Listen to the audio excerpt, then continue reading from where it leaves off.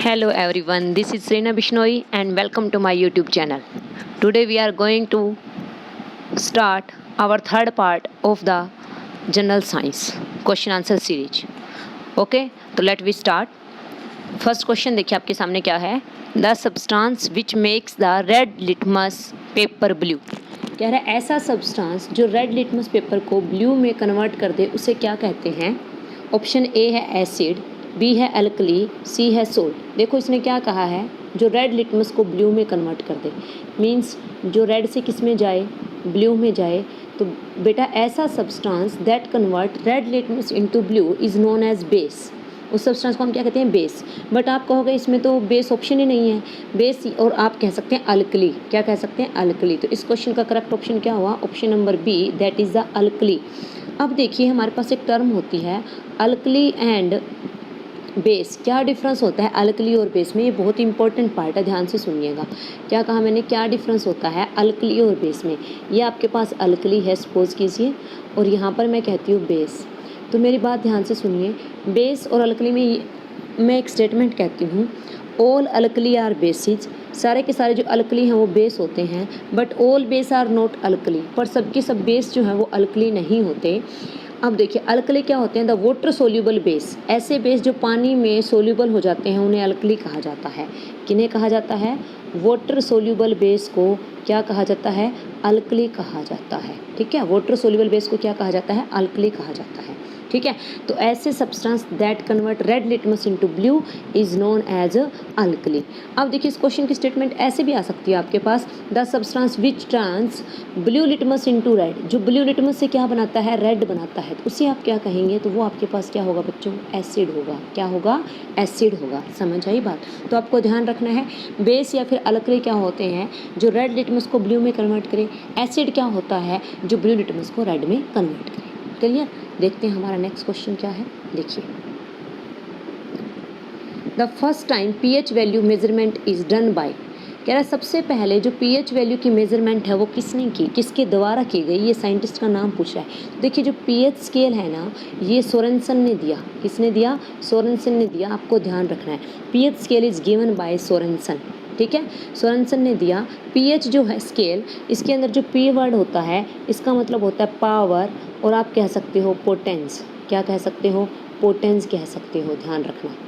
और इसके अंदर जो एच होता है ना, एच पीएच वैल्यू में जो ये एच है इसका मतलब होता है कंसंट्रेशन ऑफ हाइड्रोजन आयन. क्या, concentration of H positive ion. ठीक है, तो पीएच के अंदर जो पी वर्ड है उसका मीनिंग क्या हुआ, पोटेंस या पावर. एच का मतलब क्या होता है, concentration of H positive ion. और ये पीएच स्केल दिया किसने, तो पीएच स्केल आपको किसने दिया, सोरेनसन ने दिया. किसने दिया, सोरेनसन ने दिया. उसके बाद आता है आपके पास ऑप्शन सी. देखिए कैवेंडिश. कैवेंडिश कौन थे, कैवेंडिश जो है इन्होंने हाइड्रोजन की डिस्कवरी की. किसकी डिस्कवरी की, इन्होंने हाइड्रोजन एलिमेंट की डिस्कवरी की. आपको ध्यान रखना है. ठीक है, हाइड्रोजन एलिमेंट की डिस्कवरी की. उसके बाद देखिए नेक्स्ट हमारा नेक्स्ट क्वेश्चन देखिए आपका क्या है, the average pH value of human blood. बहुत ही अच्छा क्वेश्चन. जो ह्यूमन ब्लड है, जो हमारे शरीर का जो रक्त है उसकी पीएच वैल्यू कितनी है, तो आपको ध्यान रखना है ब्लड की पीएच वैल्यू होती है 7.4. कितनी पीएच वैल्यू होती है, 7.4 होती है. अब देखिए पीएच के बारे में हम बात तो कर चुके कि जिस पीएच जो स्केल है वो सोरेनसन ने दिया. और पीएच के अंदर पीएच के अंदर पी का मीनिंग होता है पावर और पोटेंस, और एच का मतलब होता है concentration of H positive ions. But अब आपके पास क्या आता है, अब आपके पास ये आता है कि अगर किसी भी सब्सटेंस की पीएच 7 है तो वो न्यूट्रल कहलाएगा. क्या कहलाएगा, वो न्यूट्रल कहलाएगा. ध्यान से सुनो. और अगर किसी भी सब्सटेंस की जो पीएच है वो 7 से ज़्यादा है तो उसे आप बेस कहेंगे. क्या कहेंगे, बेस कहेंगे. बट अगर किसी भी सब्सटेंस की पीएच 7 से कम है, 7 से क्या है, कम है, तो उसे आप एसिड कहेंगे. क्या कहेंगे, एसिड कहेंगे. अब आप देखिए आपका जो ब्लड है उसकी पीएच वैल्यू कितनी थी, 7.4 थी. कितनी थी इसकी पीएच वैल्यू, 7.4 थी. अब आप ध्यान से सुनिए, अगर इसकी पीएच वैल्यू 7.4 है तो ये एसिडिक हुआ, बेसिक हुआ या न्यूट्रल. तो देखिए 7.4 क्या है, 7 से ग्रेटर है. इसका मतलब क्या हुआ, स्लाइटली बेसिक इन नेचर. क्या हुआ, ये स्लाइटली बेसिक इन नेचर हुआ. आपको ध्यान रखना है. क्या हुआ ये, स्लाइटली बेसिक इन नेचर। तो जो हमारा ब्लड होता है ना वो क्या होता है, स्लाइटली बेसिक होता है नेचर में, और जिसकी पीएच कितनी होती है, 7.4 होती है। क्लियर।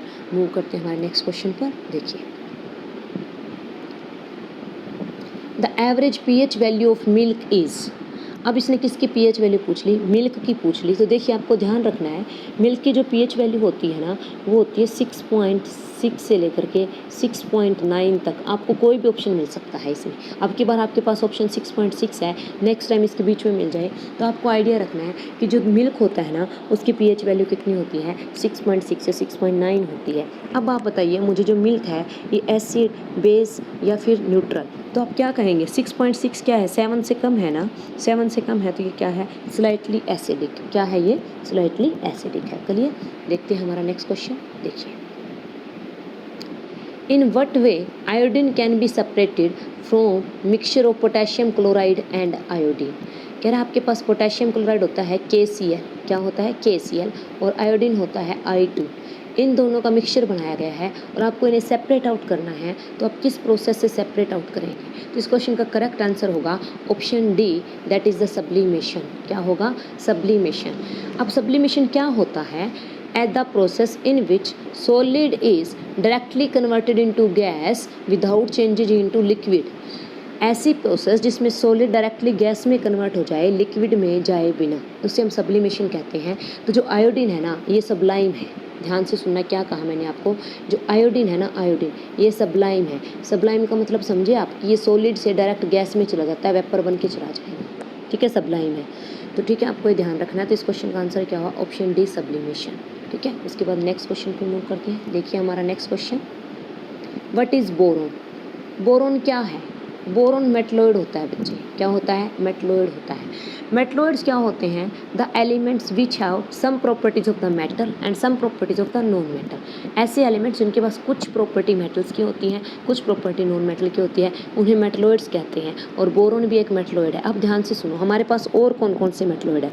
अब की बार आपको बोरोन का, नेक्स्ट टाइम हो सकता है हमारा कुछ और पोर्शन हो, तो हमारे पास कौन कौन से मेटलॉइड है देखना।